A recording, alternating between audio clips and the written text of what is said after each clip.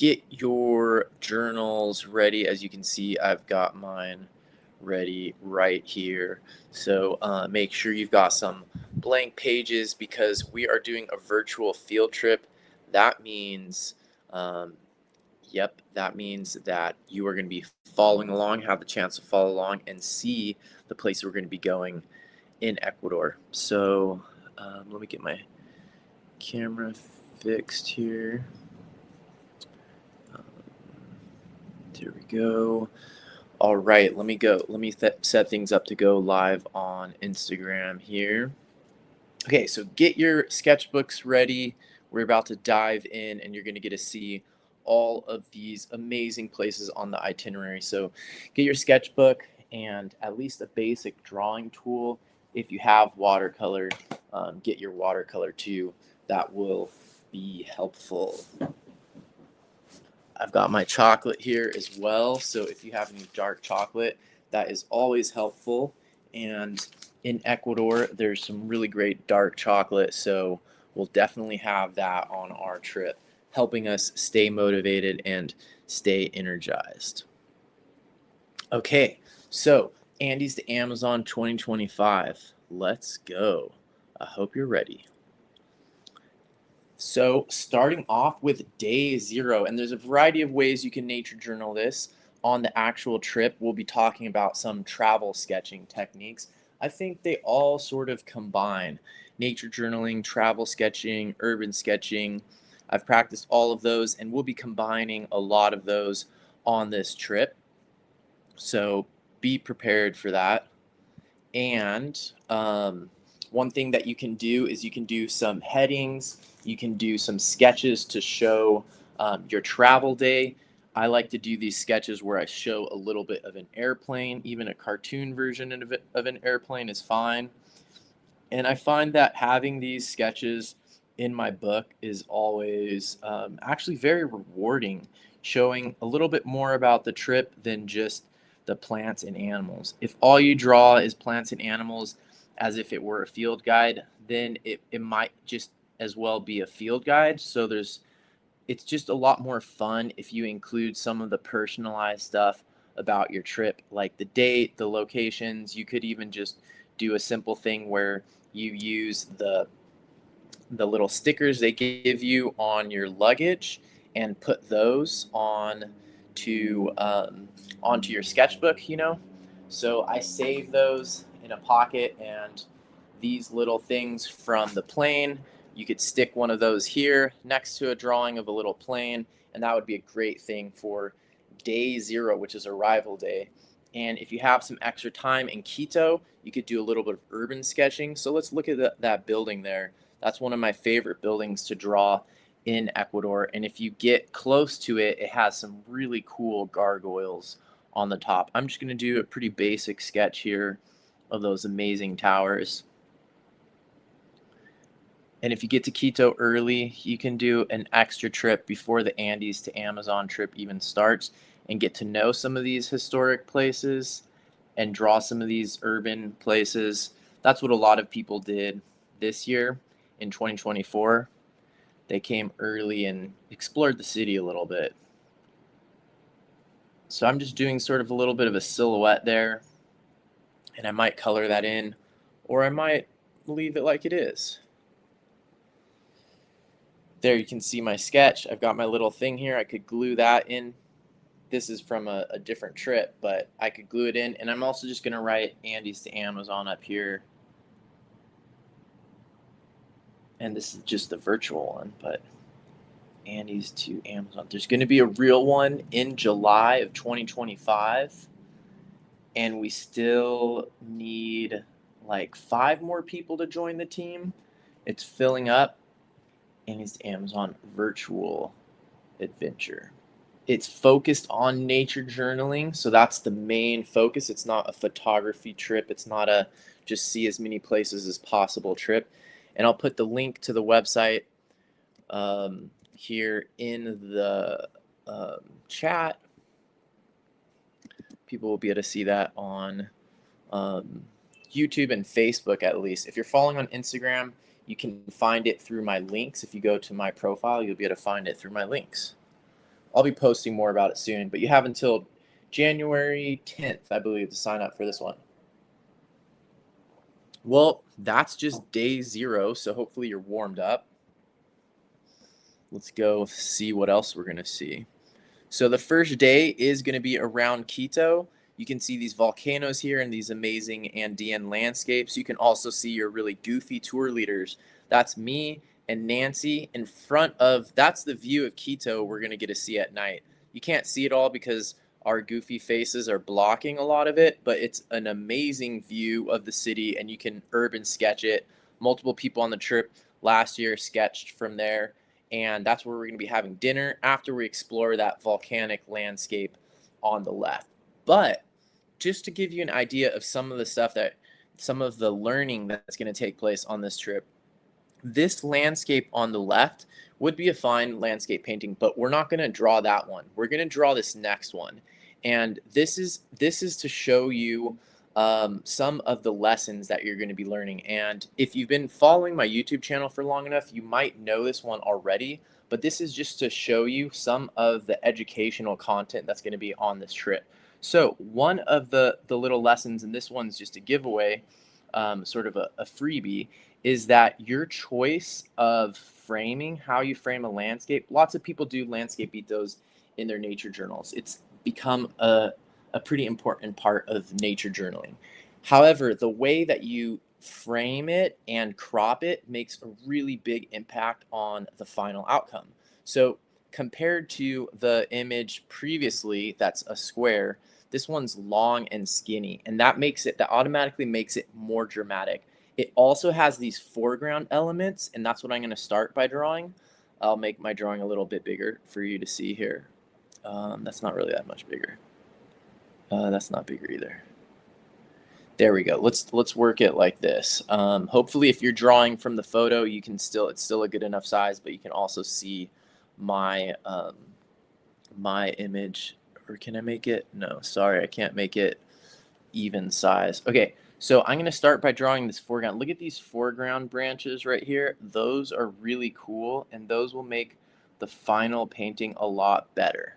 So whenever you can, find some foreground elements like that. And these are all examples of some of the lessons that I'm going to teach on this trip in July of 2025. And these are all designed, everything is designed to help you get the most nature journaling in and the most out of experiencing these mega biodiverse areas. I just got done with the Costa Rica one, the Nature Journal Beach Vacation, and my whole goal on that one is to help people nature journal as much as possible and fill as much on their pages. I think I'm going to avoid this grass in the foreground. You can see there's a little bit of grass in the foreground, but I think I'm going to pretend like that's not there. And I'm just going to go straight into this sort of next layer, which is sort of like this mid-distance. And this is Paramo, so it's a above tree level Andean ecosystem.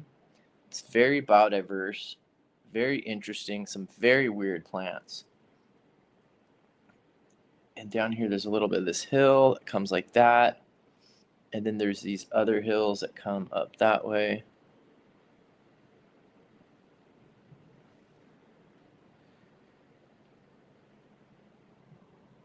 So this is a follow along video, so definitely try to sketch along with me, get some stuff down on your nature journal pages. And now the hardest part is probably going to be these clouds. Part of this hill is obscured by them. I'm going to switch to my gray pen for everything else from here on out.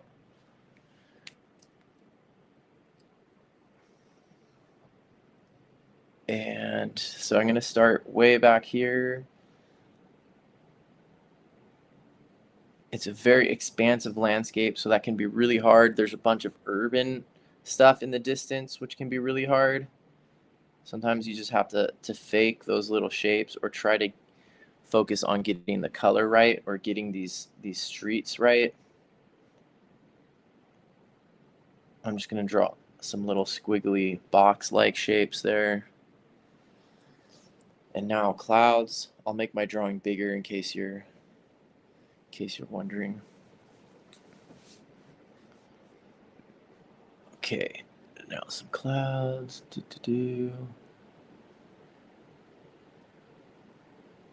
And this is all clouds below here. So right on the edge of this Paramo is the cloud forest, and that's actually the next ecosystem that we will be going to on day 2 and day 3 of the Andes to Amazon nature journaling adventure. So there's a few more mountains here, all these different volcanoes. We'll learn about those more while we're there. So I've got that basic drawing, and now I'm just going to put some color on it. And all of these things around specific gear, those are also things that will be part of the educational element of the trip. Every single day, I'll be talking about how to nature journal, nature journaling gear, how to choose nature journaling supplies for travel and for the tropics, all of that stuff. You can ask me questions basically all day long. I'll probably try to take a nap in the middle of the day so that I'll be awake at night for all of the cool night exploration. Okay, so what I'm going to do actually is I'm going to multitask. Now that I have my watercolor out, I'm actually going to do um, just sort of a generic wash on the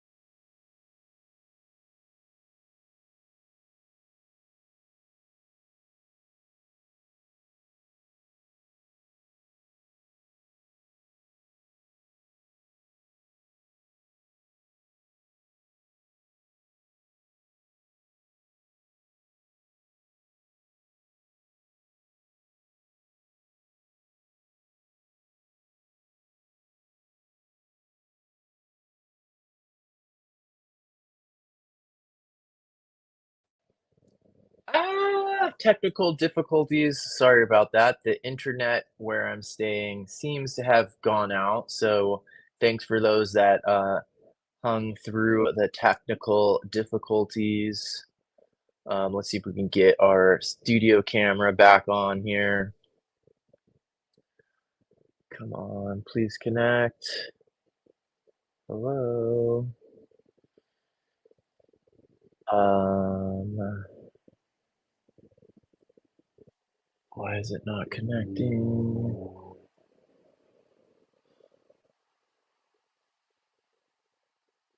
It's working. Oh no, I lost all my videos that were set up here. All right, everybody. Sorry about that. We're getting a reset up here. Internet went out. Um, and my camera's not coming back on. And my prepared videos are not coming back on. So just bear with me. It says the camera is connected, but come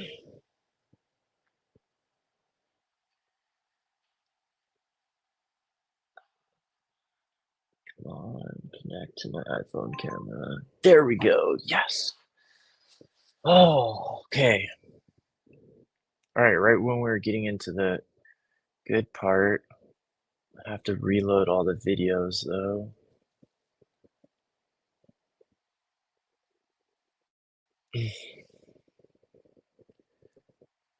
Okay, give me a second here.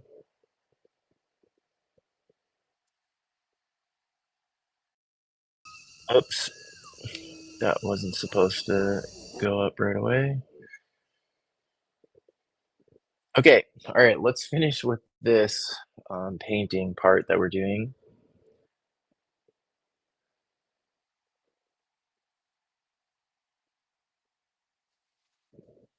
All right, where was I? So I had that watercolor ready. So while your watercolor is ready, you might as well do multiple things with watercolor. Now I'm ready for the landscape that I did the church already. So I'm going to start with my palest colors. It's actually a very interesting blue if you look at it, probably because of the high altitude near Quito. The sky can be really, really amazing. It's sort of otherworldly, and so that's a lot more blue of a sky than a lot of places that I would have to paint. So I'll try to reflect that with my watercolor here. I think I put too many clouds in my drawing, so I'll correct some of that with the watercolor now. And I'm also going to put watercolor down over a lot of these distant mountains and maybe even a fair amount of the city there. Obviously, going to reserve the white on the clouds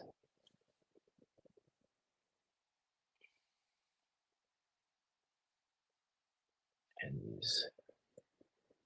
I guess I sort of changed in my drawing the way that the mountains and the clouds work, but we'll start with that. And then I'm gonna do a little bit of green in the foreground, a part that doesn't touch the sky. Otherwise, it'll get messy, and I don't want to create a wet on wet. So I'm just gonna do this part here, the foreground,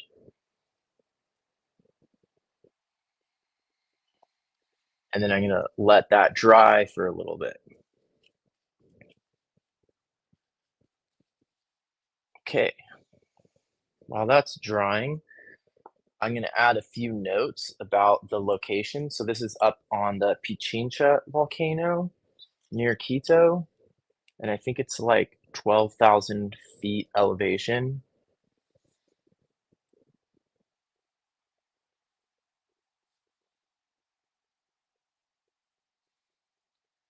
I'll just put approximately 12,000 foot elevation. And this is where we're going to be going on day one of the nature journaling adventure after arrival day. Arrival day is day 0.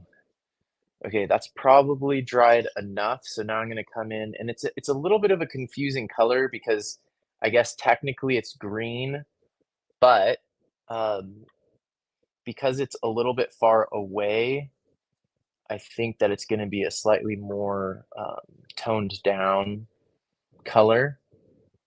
It does look rather dark though, especially the one that's right up against the cloud. So I'll try to capture that, and all of these different aspects of how to do atmospheric perspective to make a landscape painting look like it has more depth. Those are the kinds of things that I cover in the lesson during the trip.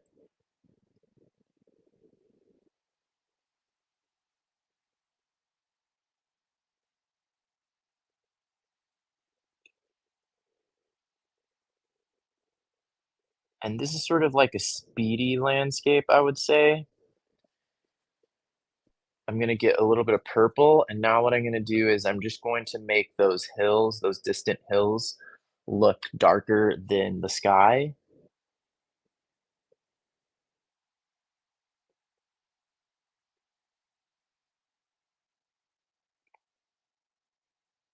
and darker than the clouds. Well, they already are darker than the clouds, so.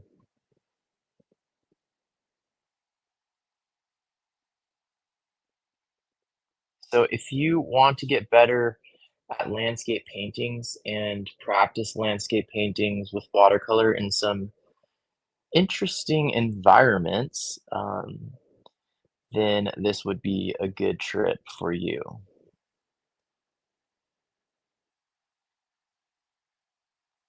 All right, there we go. That was pretty fast, and I think it captures the feeling, the location, and that's the main goal of these kind of landscape paintings in our nature journals. Are you ready for day two? Okay, let me make sure I'm not missing a video here. Because I lost all those when I lost the internet connection. Paramo, Paramo.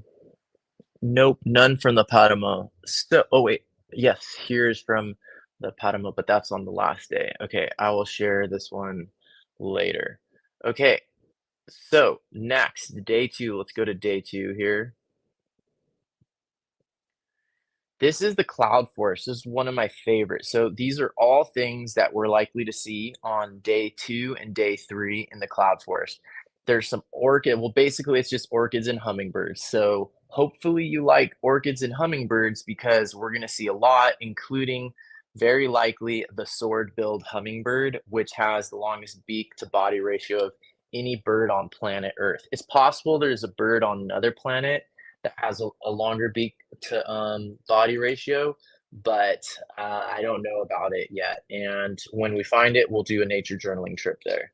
Actually, just kidding. I only lead nature journaling trips on planet Earth. I'm completely against um, nature journaling on other planets, or just going to other planets. I don't know. Maybe if there's going to be people going anyways, someone should nature journal. But the idea of using that amount of energy and resources from planet Earth to go to another planet that's basically a sterile um, moon seems not a really great idea. Anyways, let's do a couple sketches. I'm going to show you some of the stuff that we might be learning in terms of technique when we approach things like this, because unfortunately, the orchids will hold still for you, but that hummingbird is not going to stay in that position for that long. So I'll show you some hummingbird sketches I did in the field recently in Panama, and that'll give you an idea of the kinds of approaches that and results that we're going to be um, trying to achieve and practicing. Here you can see all of these sketches were done in the field with moving hummingbirds, and I simplify greatly the drawing of the hummingbird, and then I try to add color as I see it coming back. I also try to capture some behavioral notes. You'll see to the left or to the right of that violet saber wing, there are some notes showing its movement. So to kind of give you an idea, and you can practice some of these using the silhouette of the one in the photo. What I'm looking for, and often I do them very small, is I'm looking for something that I can do quickly and just kind of get a very simple outline. This is different from like how John Muir Laws teaches bird drawing. This is just trying to get like a very simple, almost cartoonish version.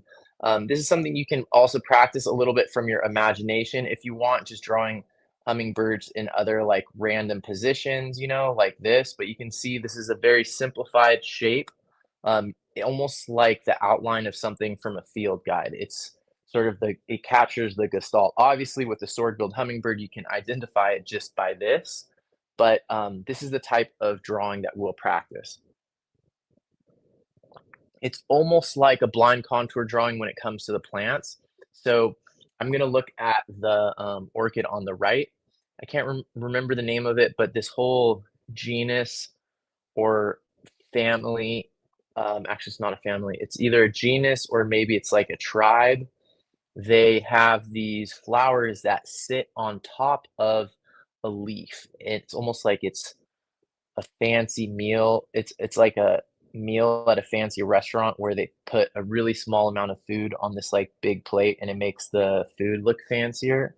So these flowers are just popped out, and they're laying on top of this, like, massive leaf. So I'm just gonna try to do this sort of quick, drawing and get, like, the feeling for it. You can see here. Now, on the next one, I am gonna do it more like a blind contour or an unguided contour, and I'm not looking at my drawing, I'm just looking at the photo, coming down the stalk. I see 3 petals.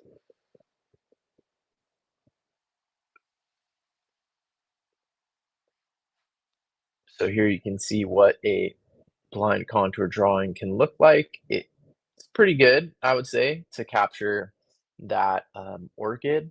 And now I'm gonna look at the part that shows all the leaves and stuff. So on the top left there,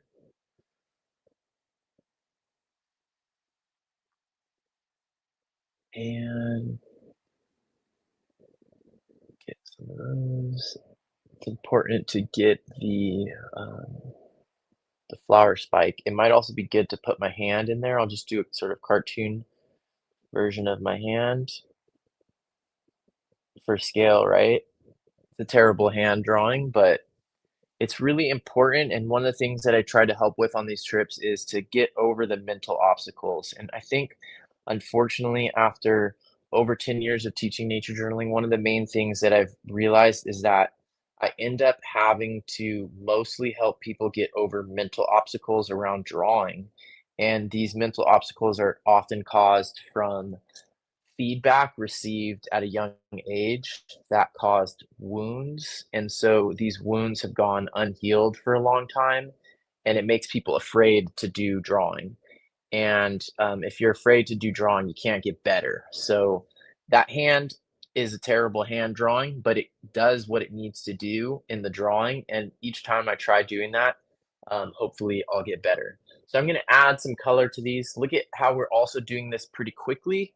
That's an important part. So I'm going to add a little bit of color and just try to get the important things. So on trips like this, I help people with whatever watercolor they bring, whatever watercolor kit they bring. We go into a fair amount of detail. I've taught watercolor a fair amount, so I think I can often help people. If you have the same watercolor palette as me, then I can help you even more. And this is the John Muir Laws custom watercolor palette. And, Christmas is coming up, so if you wanna get yourself a really nice art supply for Christmas, I would say that this palette is the best art investment I ever made. I don't get any commission or anything by recommending them, but it's what I've been using for a long time, and I bought my first one with hard-earned money. I was, pretty poor at the time, and then my most recent one, they actually gave to me this most recent one, so thanks to Jack and the Wild Wonder Foundation for that. I do advertise it a fair amount, so I probably earned it. And then speaking of Christmas presents, I mean, if you wanna get yourself a present, this, Andes to Amazon trip would be an epic present. They say that investing in learning experiences and travel experiences has a more long-term effect on happiness than buying things. So, unfortunately, Christmas has really been taken over by companies that sell things and made out of plastic or made out of uh, minerals that need to get dug up somewhere in West Africa by slave children. So, I mean, I use those same batteries as well, but just think about it next time you're buying a piece of technology or like a fancy electric car. It's like, do you really need that? And maybe you could, use that money and take a class instead, or go on a trip, or go experience nature, go backpacking or something. That's my rant. Okay, so I got some color there. I got some of the basic color. While I'm working with greens, I'm going to try to get that hummingbird. So check out that hummingbird, and that's not even one of the more colorful ones. Obviously, it's amazing because of its beak. What do you notice about it? This would be a good time to talk about that. What are some of the things you notice about this hummingbird? And you could write those down because nature journaling is about writing too.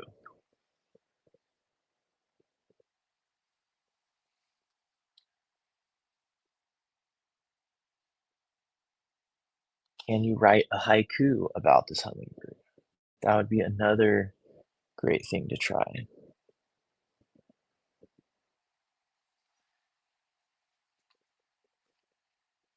And then this one, I'm just going to make all one solid color. It's from my imagination, anyways. And then this, I'm actually just going to do the background color. So these are all some really easy watercolor techniques that can make a big impact on your pages without getting all precise and perfectionist. Perfectionism can really mess up your nature journaling, especially on a trip where you're surrounded by all kinds of crazy orchids and hummingbirds. You want to be able to loosen up a little bit and at least get something down on the page. And that's one of the things that I can help with.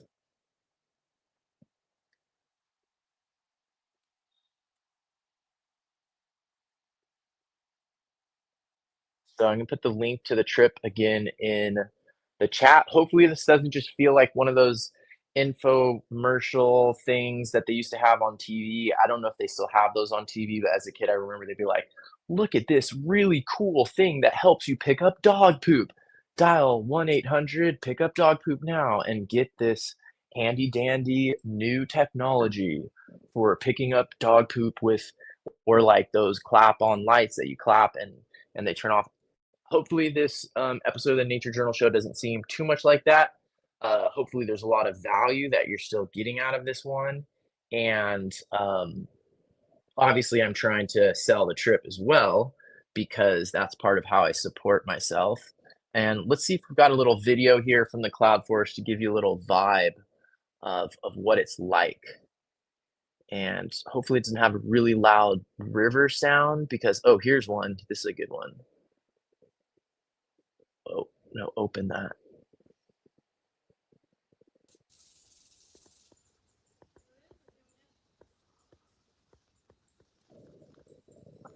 Hopefully this doesn't cause nausea in some people. But look at how rich that environment is and how magical. You're just expecting those little elves to come popping out, or those little bobbly head things from the Miyazaki anime movie. And then I've got another one. So let's just get another little vibe from Cloud Forest. And this is the one that this is really close to where we're going to be going on the trip. It was one of my favorite parts of the trip last year.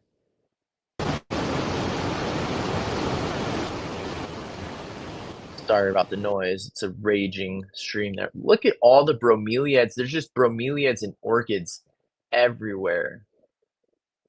There was a bunch of cool birds back here. There was basically no mosquitoes, orchids, bromeliads. There were trogons. We saw a bunch of really cool insects as well. I got a couple life birds up here, including a pita. There were more sword-billed hummingbirds up here. This is near the Papayacta hot springs. So basically, after hiking around in this, you go back and chill in the hot springs and get a massage at the spa. So this is how we're gonna end the trip, but we're not there yet, so I shouldn't even be showing you this. But this was just an example of some cloud forest. Okay, so back to here. After the cloud forest, we're only on what day are we on of the trip here? Let me double check. Um, we are only on day 4. So we spent 1 day in Quito exploring those highlands and the volcanoes and getting that awesome city view. Then we had day 2 and day 3 in the cloud forest. Amazing, amazing place during the night and during the day. And then day 4, we're traveling to the Amazon rainforest. So we actually take a short plane ride. That's how we get deep into the Amazon. The price is covered as part of the trip. So we do that plane ride, then we do a really cool canoe ride. Do I have a video of that? I think I might. On the canoe ride, you'll probably see no, I didn't put in here. The noise of the motor is a little bit annoying, so didn't put it in here, but you'll see lots of cool stuff, or you can take a nap. And then we got to the Amazon rainforest. We're gonna be staying for a couple days. Here you can see our group from last year drawing away under this beautiful ceiba tree. And in addition to that, into nature journaling there, we also have a couple other locations that we go to, and just right around the hotel where we stay, the lodge, there's a bunch of cool stuff. So, for example, um, you can paddleboard. Oh, for some reason, it's not loading. Lots of technical difficulties today.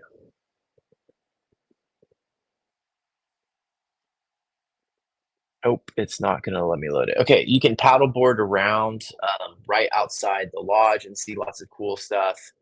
Um, when you're paddleboarding, yes, there are some piranha, but don't have to worry about it.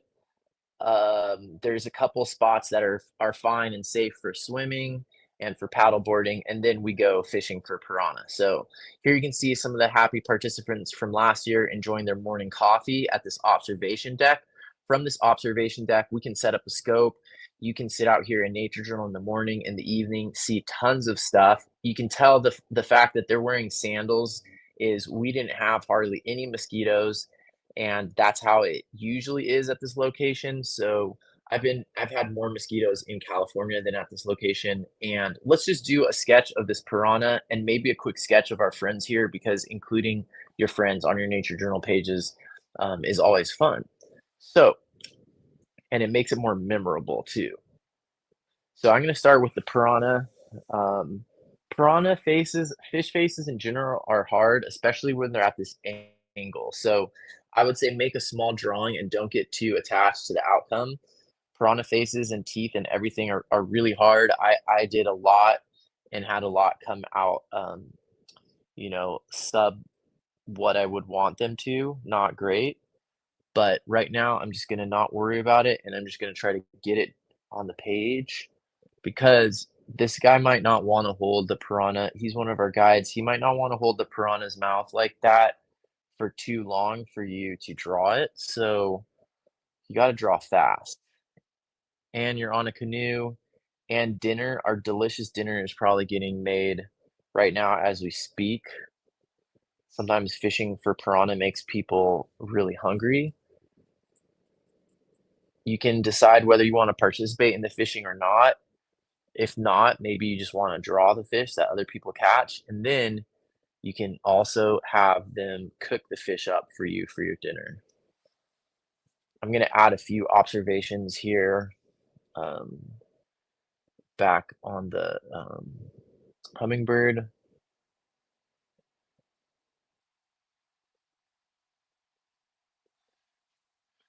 and then I'm gonna vent about hard to draw. And I looked these up on iNaturalist, but I can't remember which species of piranha it is right now.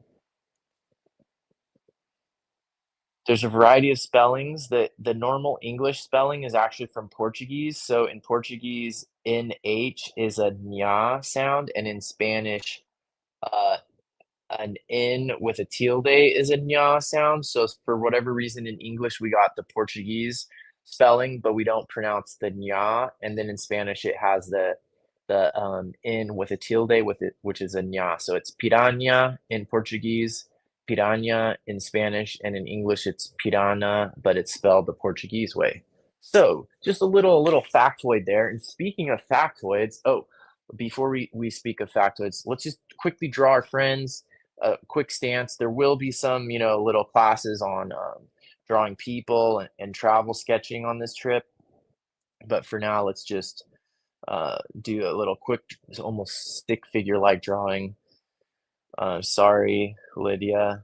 It's not going to be the best drawing of you, but look at they're even in like what's that? That classical sort of pose from Greco-Roman times. The it's like in a little S curve, contrapposto or something. Okay, exaggerated her contrapposto a little bit too much. They're artists, so maybe they did that intentionally.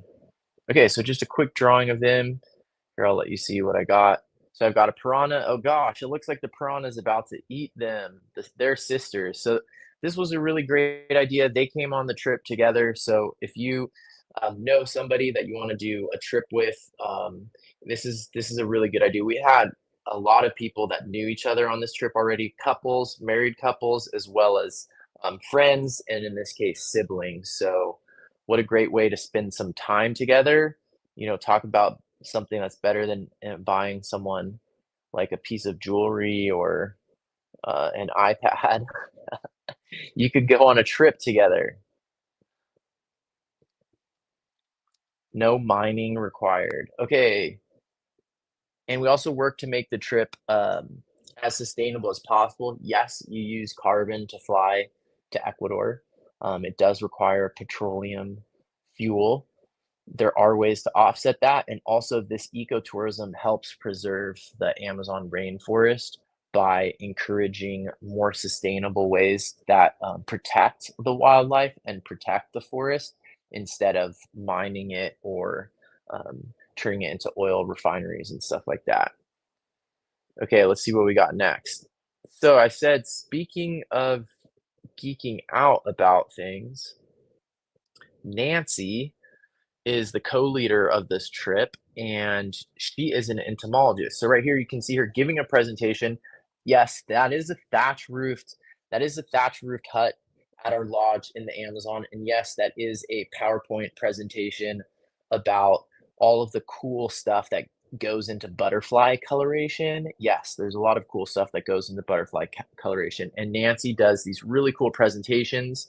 Here you can see people from our group last year listening to her presentation, taking sketch notes of her presentation. So we'll have multiples of these. I'll probably put a few together as well. Nancy will definitely do some on entomology. Maybe I'll do some other topics, but let's just check out some of these bugs here and do some quick sketches. Here you can see a really cool butterfly that we saw. It even has a fly walking on its back. A mantis we saw at night, and one of these amazing, I think this is a type of sweat bee. There's some bees that look like emeralds and rubies and other amazing precious stones. So at the very least, I'm just going to do some quick sketches of these. If you're watching at home, this is a great opportunity to just practice nature journaling, practice sketching. This is meant to be participatory. A lot of the content on YouTube and the content online these days is just meant to be consumed.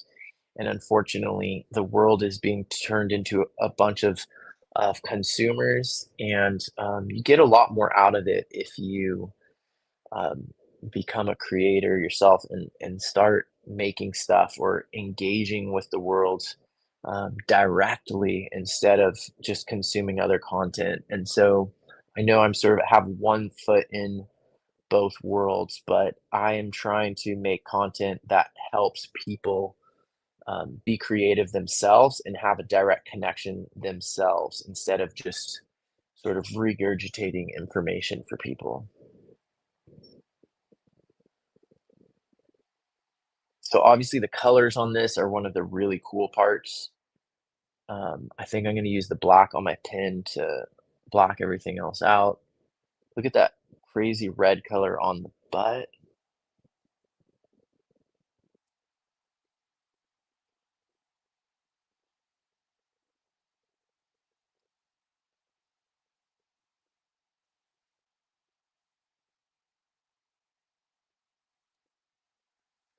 All right, let me show you my drawing a little bit bigger. So if you're working from these photos, bear with me for a second. There you can see my um, butterfly. And now I'll just do quick versions of the other ones. I'm not going to try to do the green on the bee, I don't think. Iridescence is hard. Um, it's worth doing sometime. Maybe I'll just use my most saturated green and just do a little bit of that with some white highlights and call it good. That's sort of a fast trick. I also just basically drew it as a blind contour, so it was really fast, not very perfectionist. Now let's zoom in a little bit more for that praying mantis because that's a hard one. It's very cryptic, so that often makes something harder to draw.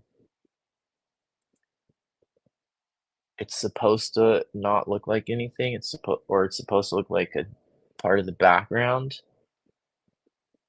You can see the arms are all folded up. It has the raptorial claws there, but they're all folded up, and part of the face is hidden as well. All right, so I got those. Now to color them. I'm gonna start with that really saturated red. Actually, no, I'm gonna start with a sort of like pale brown color for the mantis.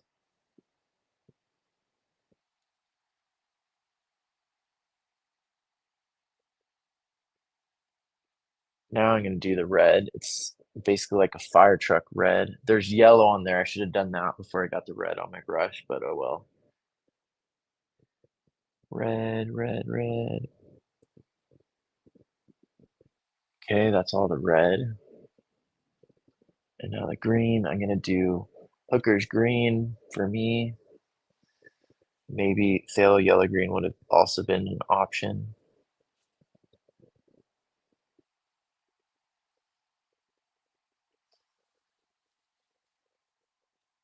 Very wet, so I gotta wait for a while. There's like this weird pale blue color on the part of the butterfly's wings. Might not be able to get that. There's a little bit of a blue in the eye too. Okay, those are super wet, so those are gonna take a while to dry.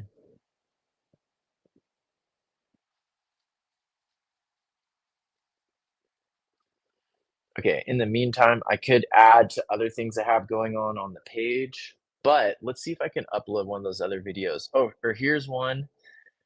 Here's one I'm gonna show you. One of the places we go to is a tower, an observation tower, and so we get really high up in the canopy, and we can see a lot of cool birds from up there. I did get bit by bugs. I think there was no CMs that bit me here, but I have sweet blood or whatever it is that makes the bugs want to bite me. Some of the other people didn't get bit at all. It's variable, but I think the idea that the Amazon rainforest is automatically going to have more biting insects than wherever you live right now is not necessarily true. It's highly variable, but this trip I got bit by very few insects on this entire trip. Here you can see a little drawing I did of that canopy tower, some of my drawings of the piranhas, and then some of the birds. We saw some really cool woodpeckers. We saw multiple species of macaws. So basically one of the craziest birds you can see. We saw chestnut macaws and we saw blue and yellow macaws. I think are they called hyacinth?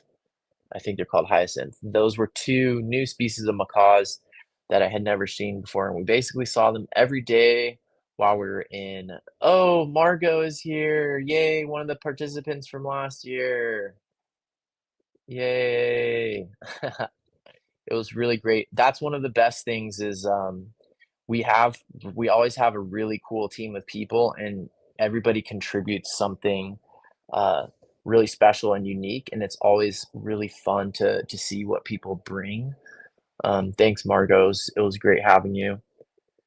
And yeah, so anyways, this is that tower. Let me see if I can load that other video now that didn't want to load showing the paddle boards. Video. Do. Oops. Nope, it's not. It's saying my browser is not letting me for some reason. Okay, let's try it one more time. Video. Desktop. Let's see. Nope. Okay. All right. Anyways, that's fine. So here was a presentation by Nancy and a bunch of cool bugs that we saw. And then I think we're down to the last day of the itinerary. So we spent several days there in the Amazon, um, going on canoe rides every day, seeing piranhas every day, looking for caiman, looking for pink river dolphins, and all kinds of birds, nature journaling at night if you want to. So after that, then we go up in altitude again on our way back to Quito. So we have a travel day, a long travel day. And then we get to this amazing resort basically with these hot spring tubs outside of every cabin. And there's, guess what? Sword-billed hummingbirds all over again. Let me make that thing go away. That's, there we go. Now you can see the full bill of that amazing thing. And yes, you can just sit in those hot springs. I wasn't able to last too long because it is high altitude, so that part was a little bit hard, but this place was amazing to stay, and we're staying there longer this year. I liked it so much, and this is where that one cloud forest video was from with the stream. We saw some really cool bugs and stuff here, really cool plants, sword-billed hummingbirds, and you get a chill in these hot springs. My cabin had heating in the floor. It's very deluxe, so that's where we go to relax at the last couple days of the trip. Let's just draw this. Did you draw the hummingbird already? If not, now's a good time to draw it. And let me see if I can bring up one of those videos just one more time before we end here. I think I have another cloud forest one. Um, I have a Padamo one. Let's see if this one will load. Oh, here we go.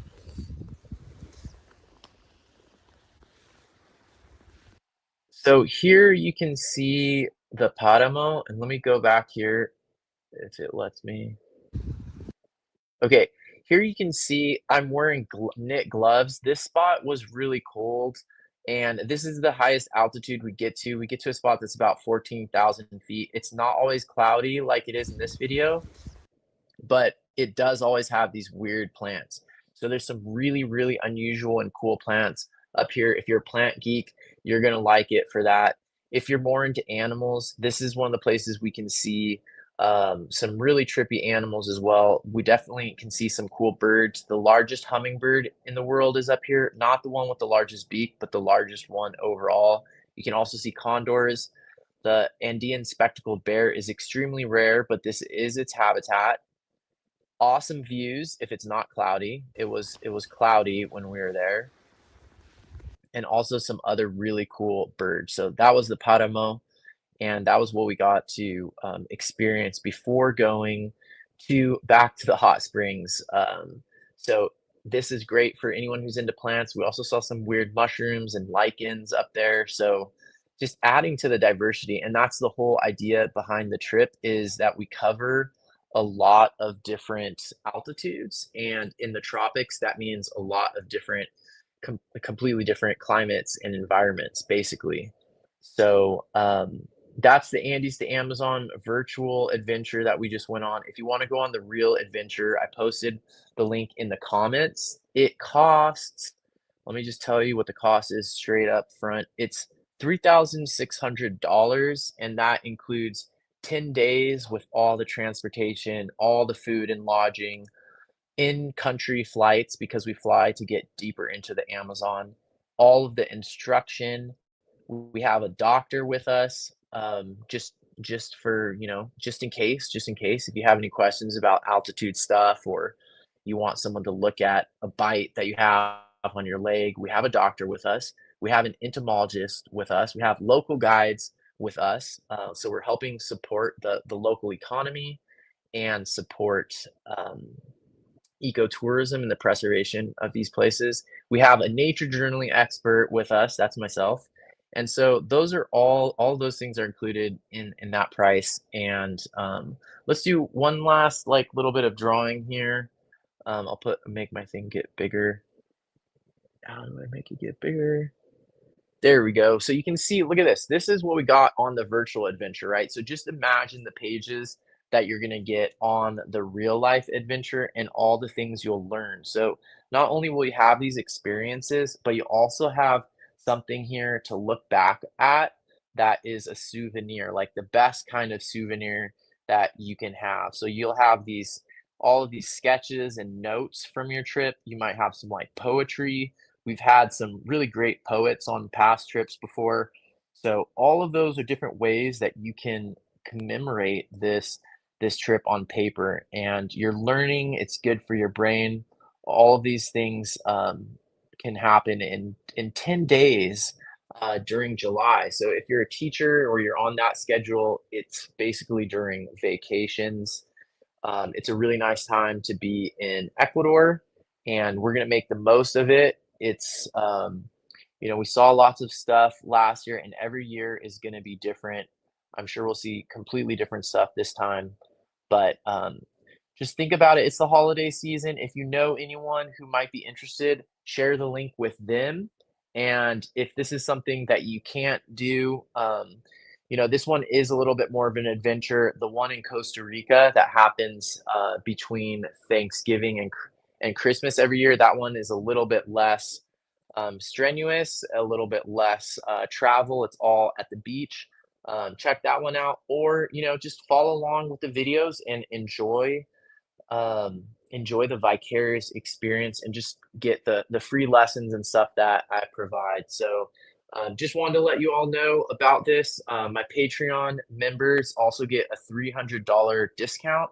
So if you're a supporter of mine on Patreon, that helps support me make all of these free videos, over 500 free nature journaling videos.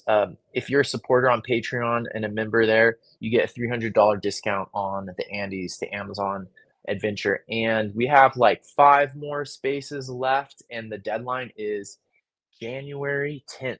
All right, everybody, have a good day. I should have a video about nature journaling toucans coming out next Wednesday if I can get the editing done. Hope you're all doing well. Hope you're staying warm and keeping up the nature journaling. This is the time of year most people give up nature journaling. So try to figure out how you can nature journal during the holidays. I have a whole video about nature journaling during the holidays. It's an old one, but good one. So look it up, and I believe in you. Keep up your nature journaling. Keep up your creative practices this time of year. This is a tough time of year. Psychologically, it's a very tough time of year. People are giving a lot. People, especially people who are in sort of a nurturing role, are often giving a lot more than they're doing for themselves. So try to make sure you got some self-care time. You do some nature journaling, whatever creative thing you do. Go walk even if it's bad weather. Try to get outside a little bit. It'll really help. So stay healthy and stay happy and stay creative this holiday season. And I'll see you next week or next Wednesday. Bye, everyone. Bye.